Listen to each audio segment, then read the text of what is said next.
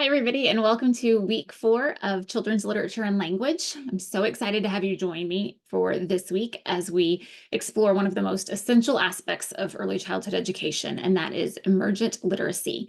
So whether you're already in the classroom and a current educator, or if you're just stepping into the field by taking these classes and getting started, understanding that emergent literacy is key to fostering a love and reading and writing in young children is just a very important topic, and I'm glad you're here for it.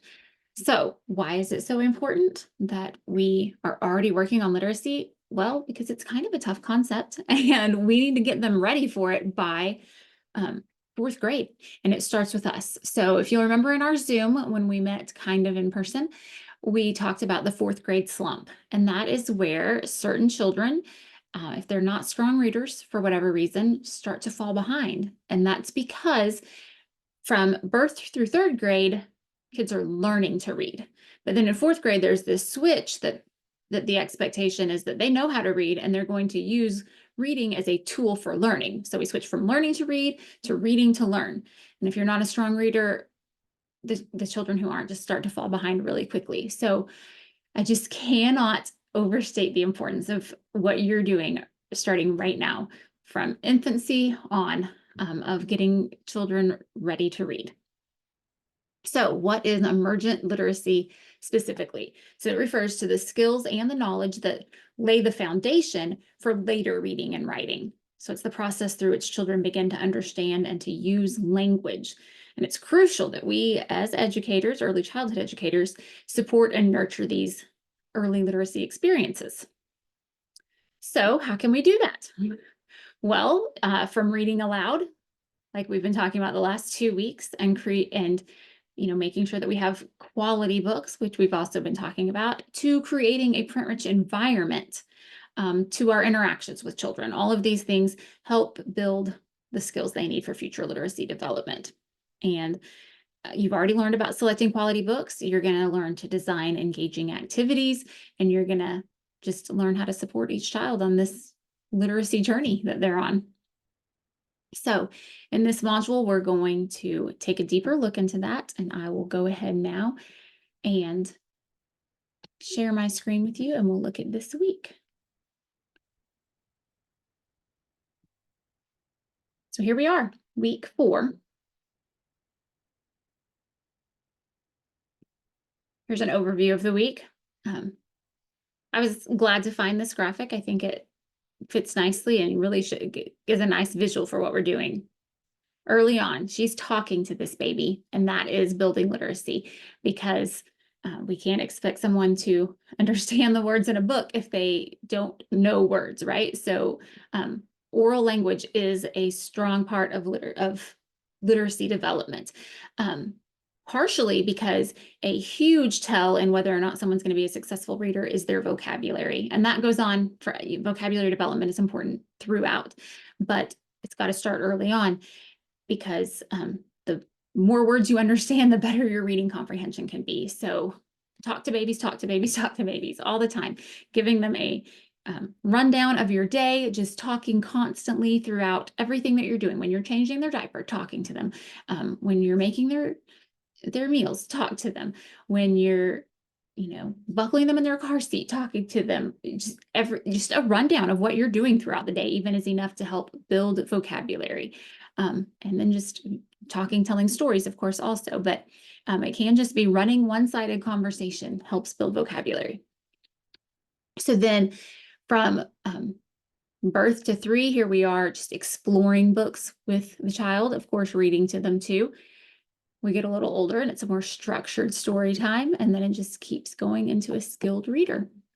So here's an overview. So the things we've been talking about, the objectives we're going to meet this week, and how we're going to accomplish them. So you're going to read chapter 1 of a new book this week, not the one we were in the last couple. And here's the whole book if you want to print or download it. And here's just chapter 1 if you want to print or download it. You need to watch these 2 videos. And all 3 are on the quiz, the chapter and both videos. So videos, quiz.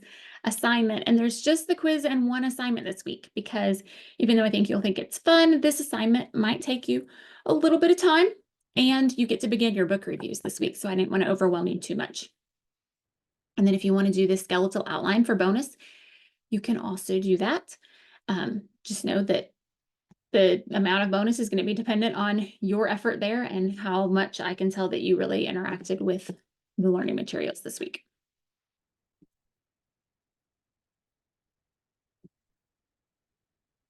So here's your quiz. It's worth 30 points. Remember, you get to take it twice. And here's that assignment. So identifying emergent literacy activities. You're going to find activities that would I'm blanking on the word that I want to use that would help build emergent literacy. And you might be thinking, I don't know that. And the chapter didn't cover that, because the chapter really didn't. It gave a couple little examples, but nothing big. The videos give a little bit, but really this is for you to be brainstorming and thinking of what part of your imagination the chapter sparked for you, or looking it up. I don't care if you look it up, that's fine. People have invented activities for children before. We don't need to reinvent the wheel. If somebody else has done something right, that's okay. You can get it from them. You just have to give credit to your source. So the objective of this assignment is that you'll identify and describe activities that support various aspects of emergent literacy, including phonological awareness, vocabulary, print concepts, writing, letter sound knowledge, oral speech, knowledge about books, letter knowledge. Okay, not all of these at once, but you get to select 5 activities that do one or some of these. So the first part of what you're going to do is activity identification. And this is worth 30 points because you're going to identify 5 activities, and the identification part is worth 6 points on each of them. So choose 5 different activities that promote emergent literacy. These activities should cover a range of literacy components, and your options are up here. So you're still not writing anything yet. And then here's where you start to write. You're going to give a title. Either it's a title you came up with, or if this is something that you found somewhere by searching, the title has already been given. The intended age of the children. Be specific, please, not just preschool. And the purpose. Describe how the activity supports emergent literacy. Why did you choose this activity? How's it going to support it? Indicate which literacy component or components the activity addresses. And that, again, is from this list. So this is the first time you're writing anything from this list. And whatever your activity meets of these, you're going to include here. Any materials you might need. And then step-by-step instructions. How would you carry this activity out with young children? And then where did you get this idea? If you came up with it, great. Cite yourself as the source. If you didn't, then give credit to where it did come from. If it came from a co-teacher, share that it came from her. If it came from a website, link to that website. You don't want to go to the website as a whole, like the main page. You want to go to the specific page where your activity is and create a hyperlink, please. And I will show you how to do that in a minute if we need another quick tutorial on that. Then you're going to reflect on the effectiveness of this activity. 150 to 200 words, and you can address in that paragraph these things. How engaging do you think it will be for young children? Hopefully, if you picked it, you think it's going to be pretty engaging. How does it align with the developmental stages of emergent literacy? If it's for infants, why is it good for infants? If it's for toddlers, why for toddlers? And any adaptations that you might need to make for diverse learners. And that can be diverse through different learning abilities, or it could be culturally diverse, or just anything that would be diverse. Come up with a way that you could include others in it, or that you could modify it for others. Here's a template that you'll use, and we'll look at that in just a minute. And I'm going to grade this on relevance. Are the activities relevant to emergent literacy and its components? Clarity. Are the descriptions and instructions clear and easy to follow? And reflectiveness. Does the reflection provide thoughtful insights into the effectiveness and adaptability of the activities? So you'll get the template by clicking here and downloading it. I'm going to open it in Word so that I can also show you about hyperlinking.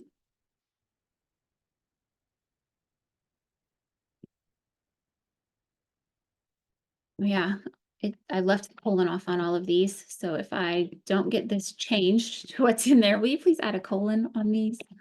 Um, Also, this is all in bold. When you do your answers, turn bold off and so that it's not all matching. Okay, so say you want to include a link for your source. Well, maybe you got it at Reading Rockets.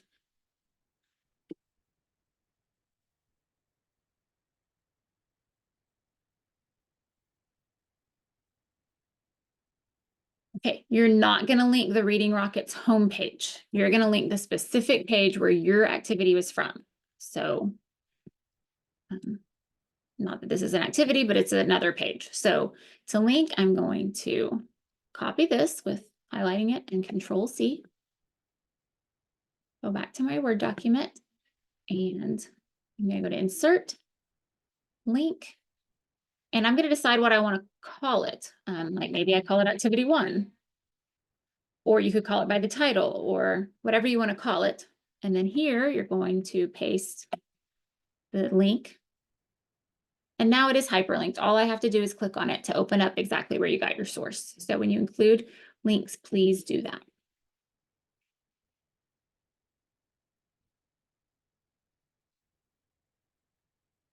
Okay, so that is the activity.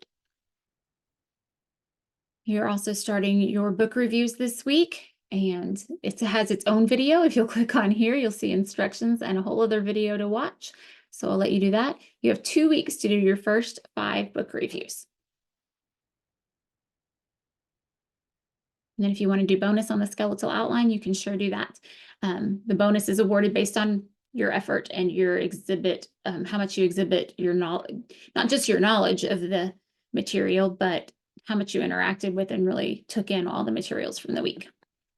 So that is it. Thanks for watching. As always, please reach out if there is anything I can help you with, any questions, anything. That's what I am here for, is to help make sure that you are understanding this. So thanks for watching and have a good week.